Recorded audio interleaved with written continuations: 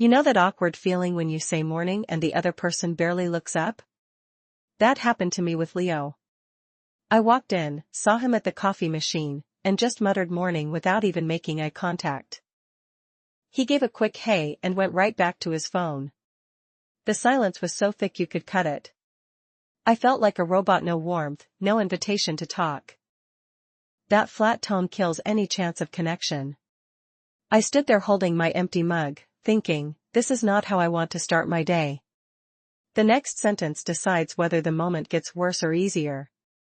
And the answer comes back as, that follows because Maya is tired and defaults to her usual robotic greeting. So I walked over to the coffee machine, feeling the weight of that awkward silence. My mug was empty, and so was the conversation. The machine made that dripping sound, and I thought, I can do better. I remembered a tip about using a full greeting with a question. So I decided to try something warmer when I turned around. I took a breath, picturing a smile on my face. The key was to make it two-way instead of one word. I wanted to show I was actually interested in him, not just going through the motions. That small change makes a big difference. Leo responds with a quick hey and continues looking at his phone, making the atmosphere cold. I turned from the coffee machine, coffee in hand, and said with a smile, "Good morning. How's your morning going?" Leo looked up from his phone, and his whole face changed. "How about you?" I felt a wave of relief. That one question made all the difference. Instead of a dead end, we had a real exchange. The key was the rising intonation ongoing. It made it sound genuine and inviting. Now, this is just the first step, but it showed me that small talk doesn't have to be hard. She decides to try a warmer greeting when she turns around.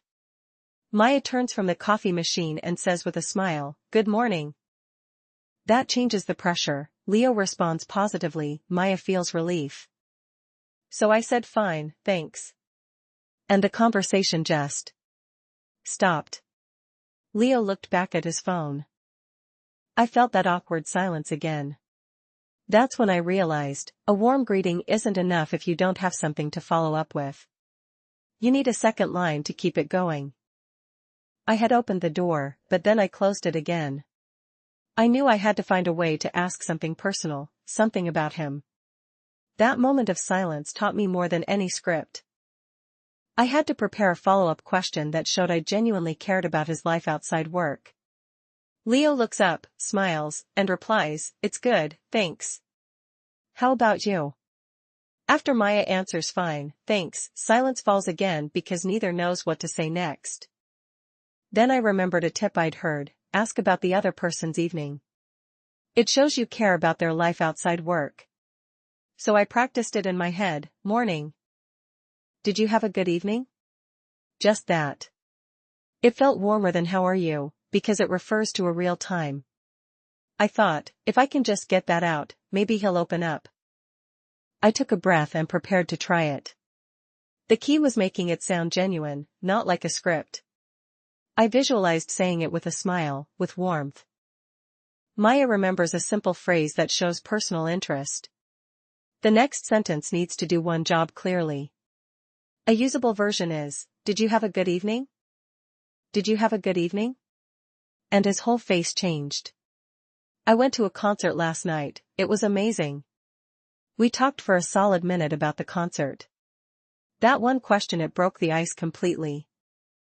I realized that asking about something specific from his personal life made him feel valued. The conversation flowed naturally after that. It wasn't forced anymore. I felt a real connection. And that confidence carried through the rest of our chat. I had learned that a single, well-placed question can transform an awkward morning into a warm start. Maya takes a chance and asks about Leo's evening.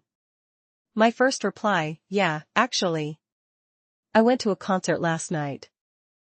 It was amazing," sounds shorter and colder than I expected.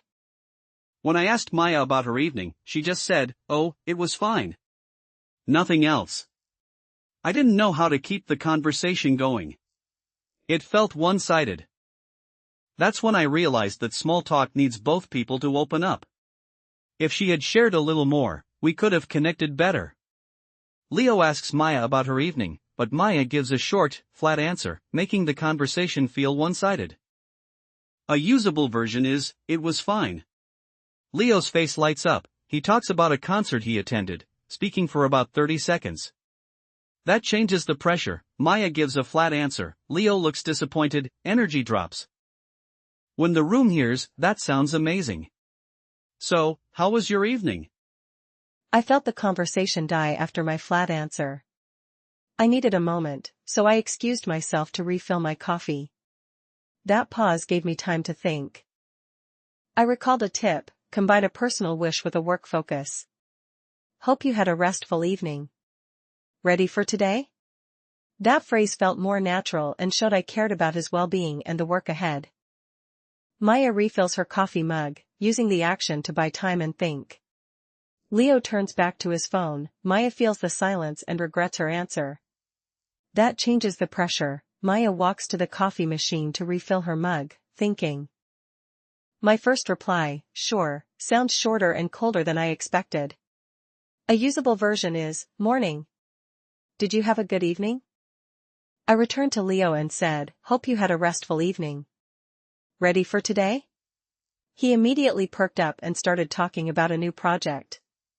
I asked a follow-up, and soon we were having a real conversation. The key was blending warmth with a work focus. You can use this phrase, but adjust it to your situation. Hope you had a nice evening. Ready for the meeting? Maya actively asks follow-up questions, keeping Leo engaged. Keep the idea, but change the words for your real situation. Maya approaches Leo with the new greeting and delivers it confidently. Maya returns to Leo and says, "Hope you had a restful evening." That changes the pressure. Maya actively asks follow-up questions, keeping Leo engaged. After I used that warm greeting, I knew I needed to keep the ball rolling. So I said, "What part are you most excited about?" And Leo's face lit up. He started talking about the client presentation, and suddenly we were having a real conversation, not just exchanging pleasantries. The key is to listen for something in their answer and ask a specific question. If I had just said "That's nice," it would have fizzled out again. This works because it shows you care about what they say. So try it, pick one detail and ask an open question. It makes all the difference. Maya asks a specific follow-up, Leo elaborates enthusiastically, conversation flows smoothly.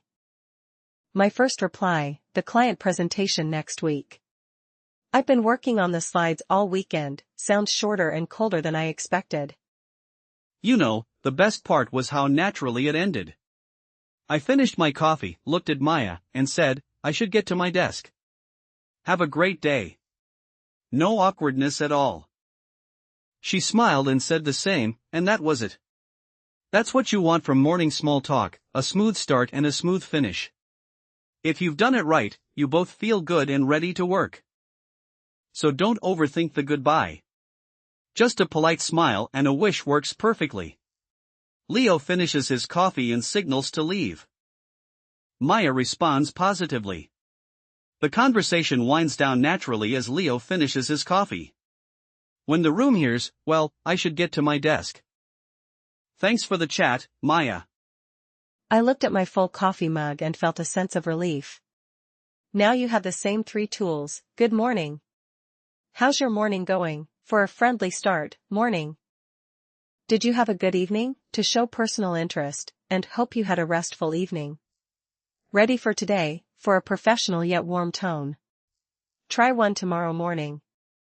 She commits to using these phrases every morning, feeling confident in her small talk skills. Maya looks at her full coffee mug and thinks about how she transformed the greeting over just 10 minutes. My first reply, "Good morning. Hope you had a restful evening. Ready for today," sounds shorter and colder than I expected. When the room hears, now say the key line, "Good morning. Hope you had a restful evening. Ready for today?"